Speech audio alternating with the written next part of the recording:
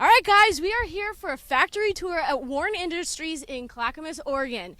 Now, this is the place where they make all their winches, they fab all their bumpers, tube work, all that jazz, and then there's a whole other facility where they do OEM parts as well.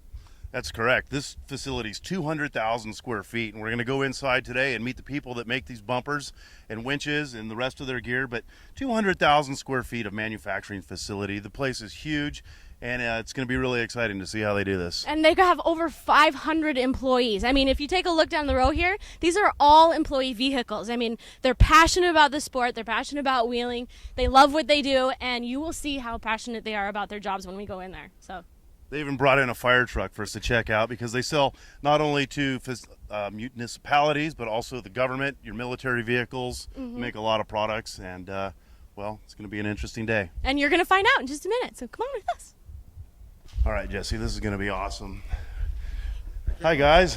How you doing? Nice to meet you. I'm Steve, Kent, how are nice you? to see you guys. Welcome Thanks. to Warn Industries. Well, thanks. What do you got on plate for us today? Come on back and we'll show you our entire manufacturing facility here in Oregon. On our way out to the factory floor, I thought we'd stop by engineering here for a second. Just saw these parts laying around and a bunch of guys working in computerized modeling. But why don't you tell me how many engineers you have and what are they doing?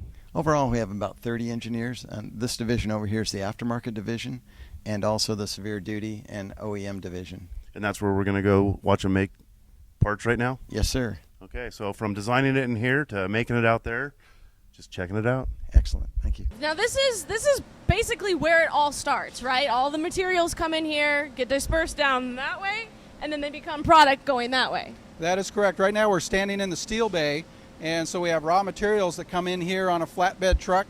You can see right here behind us, Glenn has got some ring gear material that's being lifted, and it's going to be taken down here, and the machining processes are going to start. All right, so the material gets dropped off and comes into right here. That's correct, yes. You can see we got raw material here. We've got a large chop saw that cuts off the ring gear material to length, and then it goes from here to our CNC machines that do multiple machining processes to end up with a finished good piece like this. So it goes from that to there, all in this one little area. That's right.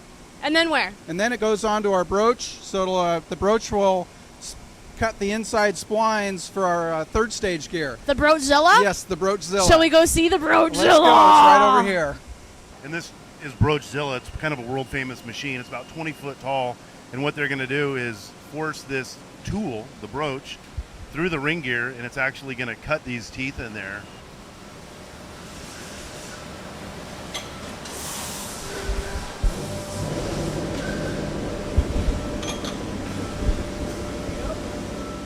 Okay, what's going on behind us here is in Broachzilla is we take a ring gear that's not machined, it goes through the pull broach, and it cuts the splines inside the ring gear like this here. So progressively, so down here it's really, really smooth, and then up here the teeth are large. So that's right. That's the rumble. That's right. That's the rumble as the pull broach is pulled through the ring gear. And then the shavings come out there, and it's done. The shavings come out here, as you can see. Yes. For our large frame winches up to the 18,000 pound, instead of using Broachzilla to cut the splines on the ID of the ring gears, we use a gear shaper here. In order for us to use a broach to cut the splines on a ring gear this diameter, the broach would have to go through the ceiling because it would need a lot longer tool. This is our Robo Drill. This here cuts the 10 holes in the ring gear that the Allen head cap screws will be used to go through to assemble the final gear housing. The Robo Drill has drill bits that actually have holes inside that the cutting oil goes through. We use about 600 psi of pressure for that cutting oil, so it cuts really, really fast. Okay, Steve, so what do we have going on in this work cell here? This is our large frame winch drum support casting cell. We have a raw drum support that's come in already powder coated. It's going to go through multiple steps here where we do the machine work. We drill and tap holes, and then it'll be ready for production. Okay, so this one guy is working on 3 machines. So the Yes. first machine he does the ID of the casting here for the bearing and also the drum bushing.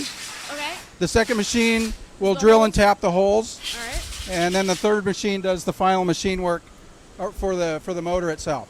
Sparks. I see sparks. A lot of sparks back there. This is our drum cell.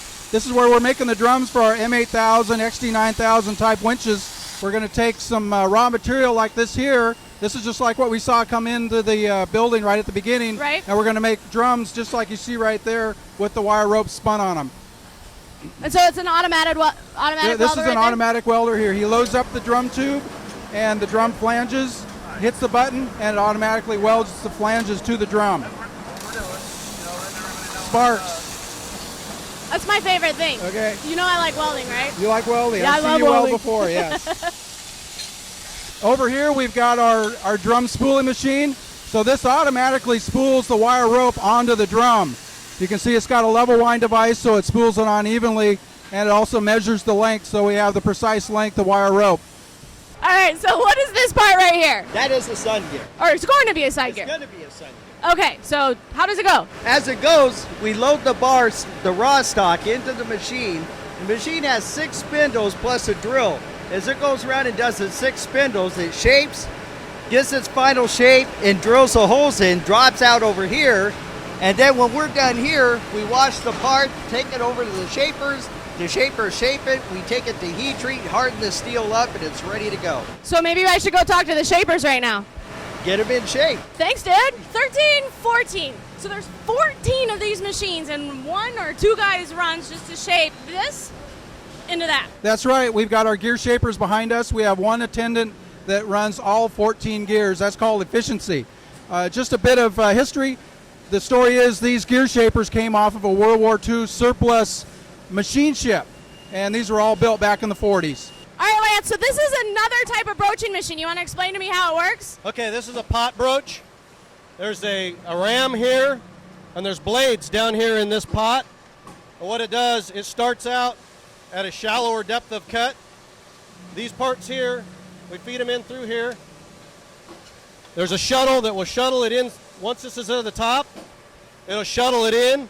The ram comes down, and it actually just shoves it right down through those blades. So it comes out into the bottom. Then it'll come out over here on the conveyor and spit it out over here. And all those blades are tapered just like a broaching machine that we were looking at, like Yes. Broachzilla. Like Broachzilla, it starts out at a smaller cut, Right. tapers up. This one here basically tapers down through it to the bottom.